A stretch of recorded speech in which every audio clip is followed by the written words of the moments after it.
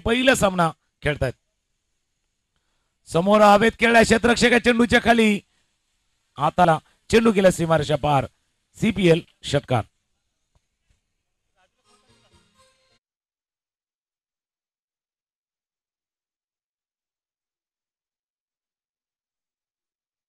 Long ऑफला क्षेत्ररक्षक होते दीपेश लोखंडे. उंच याच उद्देशाने CPLचा साह्यानं चेंडूला रिक्सवर पाहिलं आणि पाठवलं मिड विकेट सीमारेषा पार. षटकार.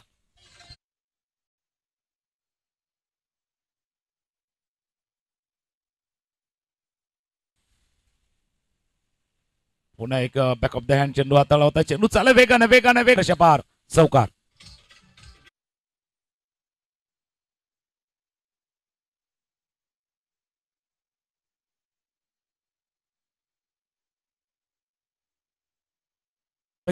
लँड होण्यात प्रॉब्लेम आहे. आता लँड झालाय.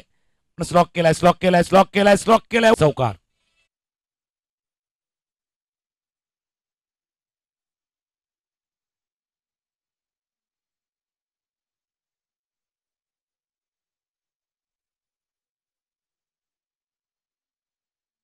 जसा आला